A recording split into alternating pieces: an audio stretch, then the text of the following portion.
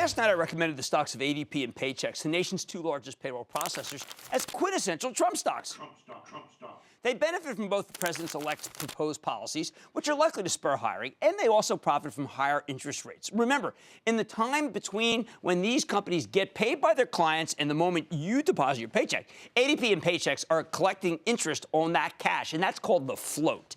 However, I also told you that Paychex was reporting this morning. And given how much the stock had run, I predicted that it was likely to pull back no matter how good the results were. So how about these results? Paychex, which also has a big outsourced human resources business, delivered a 1-cent earnings beat off of a 55-cent basis with a slightly weaker than expected revenues, up 7% year over year, nothing to sneeze at. And while management mostly maintained their guidance for 2017, they did raise their forecast for the interest they collect on the float from mid-single digits growth to high single-digit growth, which makes sense given the Fed just last week told us that we'll likely get 3 more rate hikes next year. But what really amazes me here, reaction to the stock. While this was a decent quarter, the company did disappoint on the top line, and I figured that would trigger the kind of sell-off I predicted yesterday. Instead, though, while Paychex lost $1.67 this morning, it quickly rebounded. And by the end of the day, the stock looked like it had barely gotten dinged, closing down just 54 cents. That tells me there are big buyers out there who are looking to own this one even into the slightest weakness, which means it could have a lot more room to run, especially if management's forecast for next year turns out to be too conservative, which I think they will be. Don't take it from me. Let's check in with Marty Musi. He's the president and CEO of Paychex. Find out more about the quarter and company's prospects. Mr. Musi, welcome back to Mad Money. Thanks, Jim. Good to be here. All right, so Marty, let's parse the pros and cons here. You've got an economy that could accelerate under President-elect Trump. I think could be going as much as 4%. But you also have deregulation, and Paychex helps me and a lot of other people with regulations.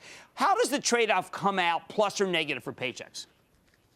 Well, I think there's always going to be some regulation, and I also think that for at least the next 2 years, there's going to be a great amount of change in regulation. And when there's change, especially the amount of change I think we're going to see under the Trump administration, clients are going to need someone like Paychex and look to someone like Paychex to help them through what is changing and when is it happening and what do they need to do. But at the same time, if there is deregulation, then I have to believe that companies in the small to medium size, which are very afraid and don't have big-time people and really need Paychex, would come to you and also do hiring at the same time. Well, I think they would, and I think what we're going to see also, don't forget, even while federal regulations may go down, state regulations will tend to jump up because they're going to look for ways to make revenue if the feds decrease some of the regulations, and I think we could see that. I also think the hiring, there's great optimism, as you know, and have said the NFIB business optimism is at one of its highest rates in many years. So I think there's a lot of optimism. We're just kind of waiting for the actions to play out. Okay, now a lot of these analysts have been waiting endlessly for the Fed to raise rates, and there's some that still have a sell on you, which I find embarrassing because of the incredible performance that you've delivered. But just explain to people what a rate rise means, and if we do get, say, 4 like next year, what that means to your bottom line without you necessarily having to add any more people at all in order to be able to capture that. Well, our average float right now is the client float is around $3.7 billion on any given day. So when you take, and half of that's in short term, so we could turn around probably just under $20 million, $15 to $20 million a year in interest income just from those increases of about 1%. Every 1/4%, around $3.5 to $4 million a year, and that's normally in tax-free investments. Now, I think that I want people to understand, it doesn't happen immediately, though. You talk on the conference call about there is a bit of a lag effect, right?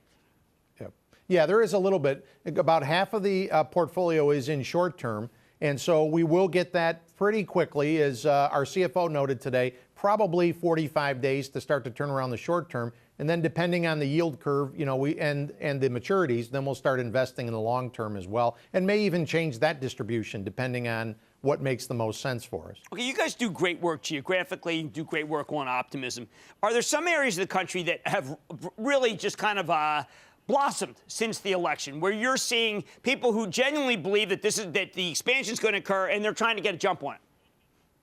Well, I think even before the election, the Southeast is where we're seeing the biggest job increase for small businesses, and that's really in construction, both commercial and residential. You look at the states of Florida, Georgia, those areas, even North Carolina, you know, they're doing well in construction. Those are the biggest job increases we're seeing. And, you know, we're seeing wages go up as well, particularly in the hourly. We're about 3.5% increase is what we're seeing year over year right now. That's a very positive thing to see.